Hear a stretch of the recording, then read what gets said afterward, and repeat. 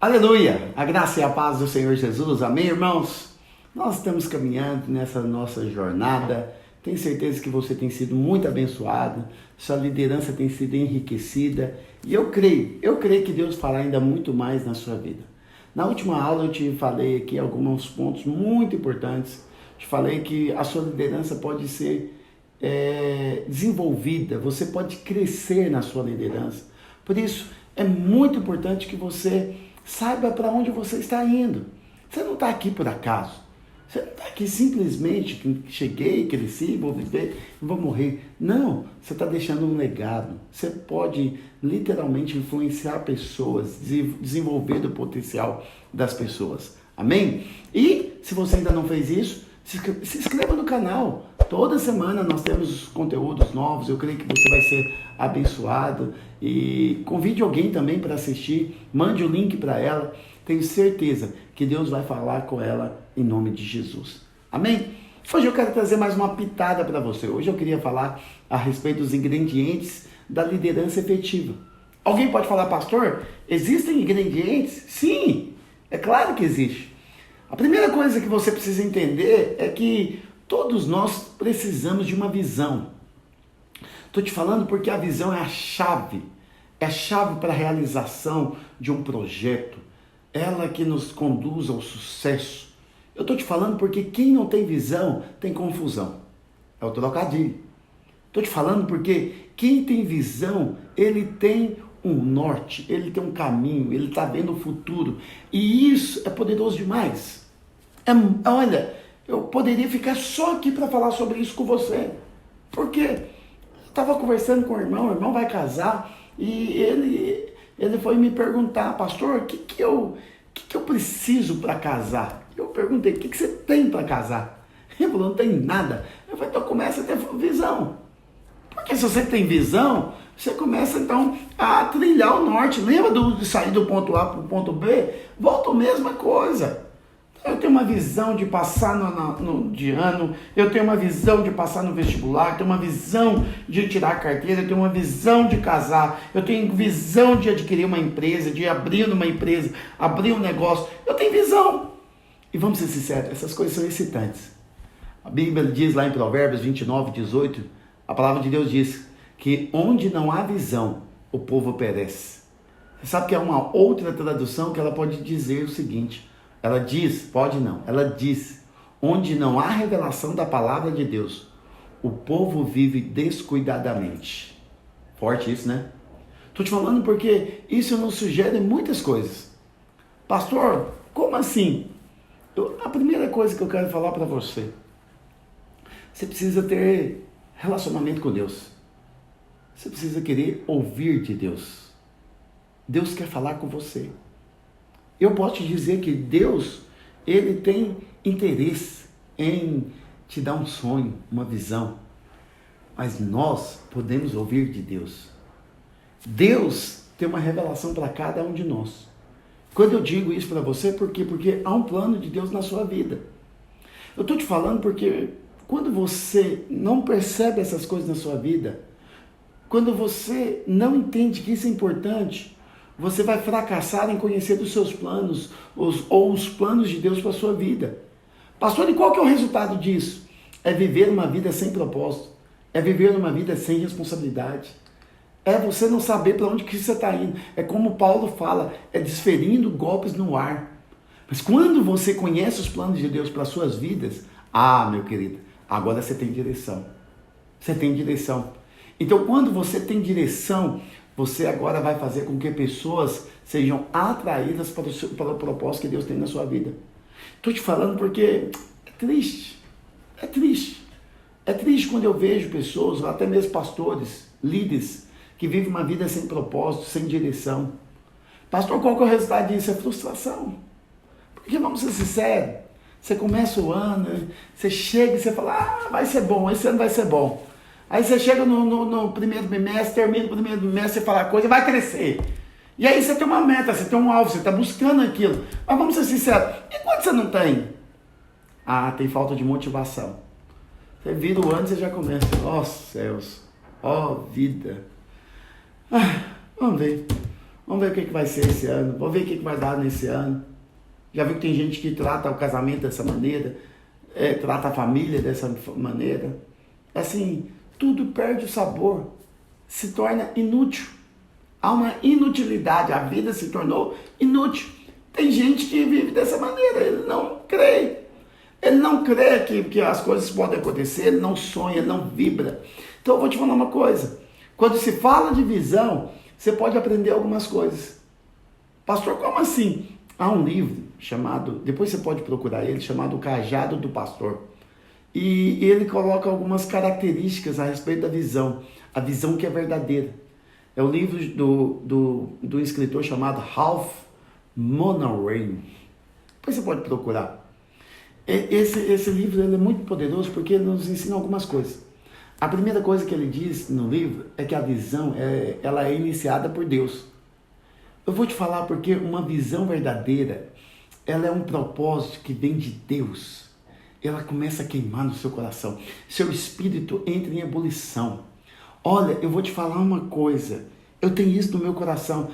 Todo final de ano, quando começo a orar pelos meus alvos, parece que aquilo toma meu coração. Você percebe as coisas? Você percebe a palavra de Deus? Eu gosto da história de José. José, você vai me ouvir, se você continuar comigo, você vai sempre ouvir eu falando a respeito de José.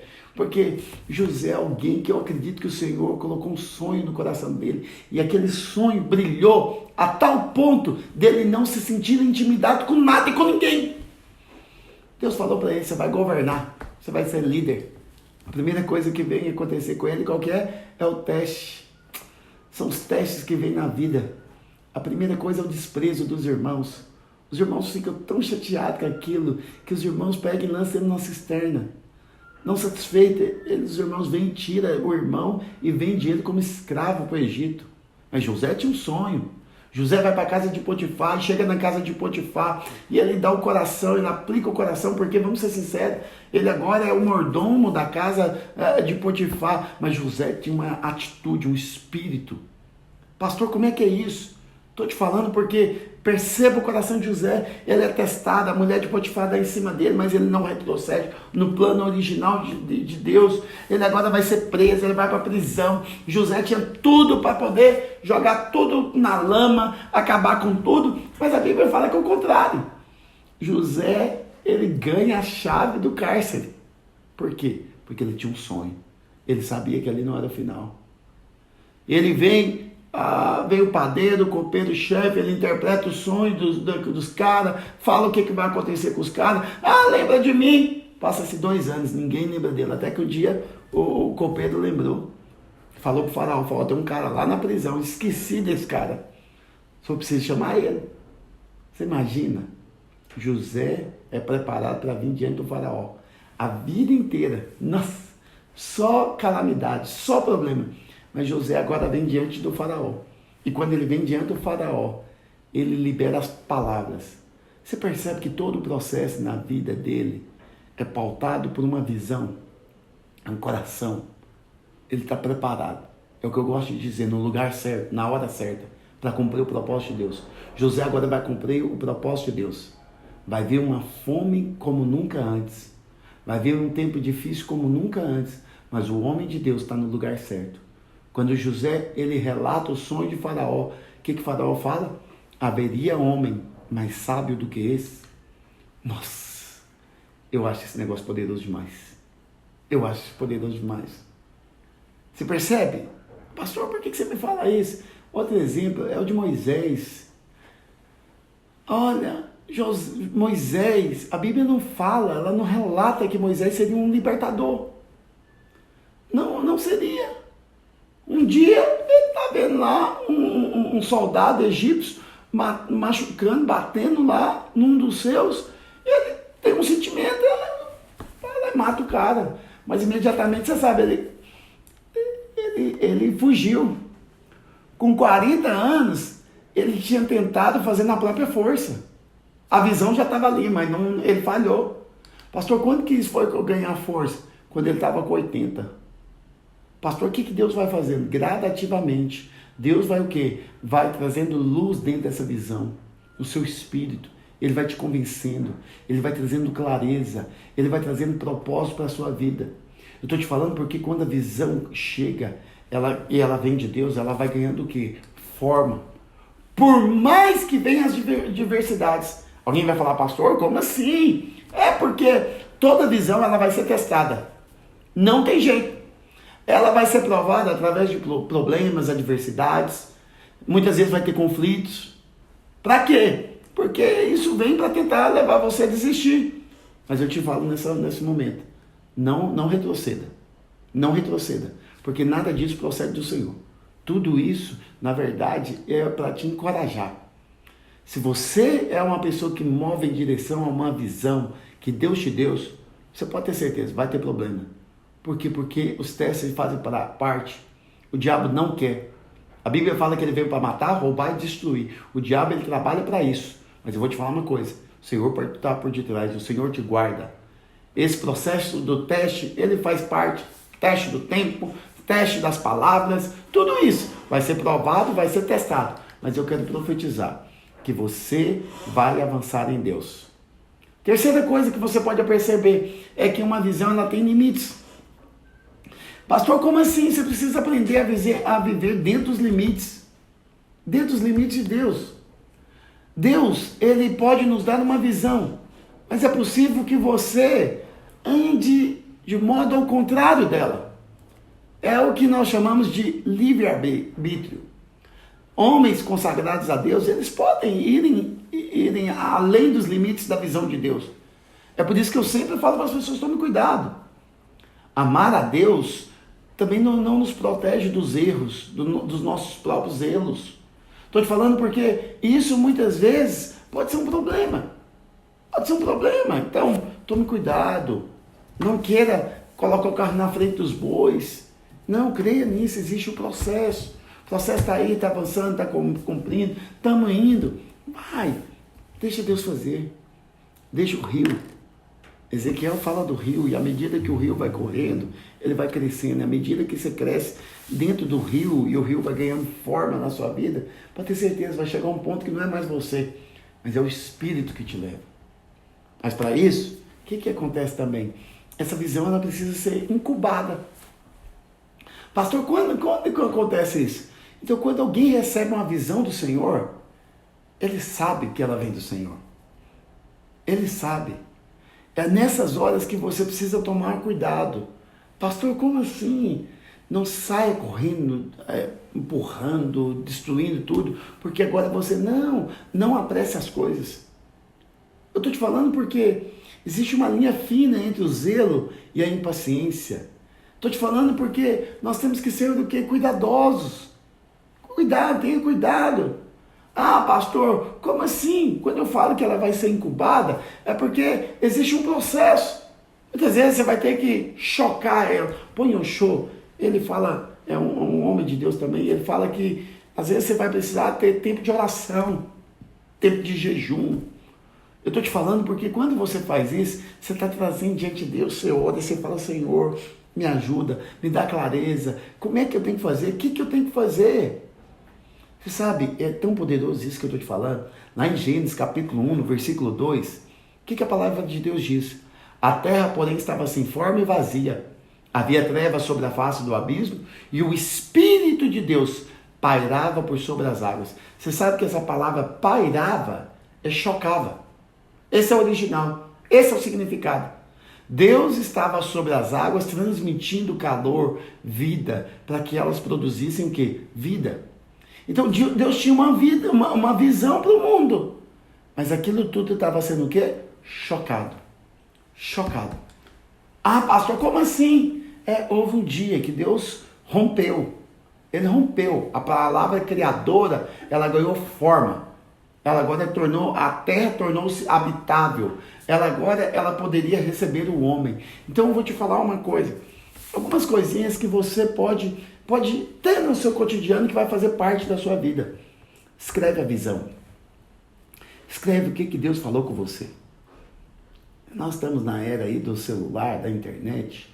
Então eu vou te falar uma coisa. Pega aí notas, um lugar que você sempre possa lembrar. Escreve Abacuque capítulo 2, versículo 2. O que ele diz? O Senhor me respondeu e disse: escreve a visão, grave-a sobre tábuas, para que possa ler até que quem passe correndo. Então vou te falar uma coisa. Escreve o que Deus falou com você. O que Ele quer fazer com você. Mas mais do que isso, compartilhe também com outros. Vou te falar porque na medida que você tem uma visão, haverá pessoas que vão desejar ir com você. Uma vez que eles sabem qual é a sua visão, uma vez que eles sabem o senso que está no seu coração, pode ter certeza, eles vão querer trabalhar com você, eles vão querer te ajudar. É isso que Deus faz. É isso que está no coração de Deus. Mas você sabe, não para por aí, você escreveu. Agora você precisa o quê? Seguir em direção. A visão precisa ser perseguida. É isso que Deus fala conosco. Persegue, vai atrás. Não pare, não pare. Não fique lá lamuriando as dificuldades, os dias difíceis, as lutas, as pressões. Vão vir. A Bíblia diz, no mundo tereis aflições, mas tem de bom ânimo. Eu venci o mundo. Eu estou te falando porque isso é chave para nós. Estou te falando porque uma visão ela precisa ser comunicada. Você precisa ter clareza. E isso vai fazer com que os homens, eles queiram investir em você. Os homens vão querer estar com você. Eu fico vendo agora essas startups, né? Nós estamos na era das startups.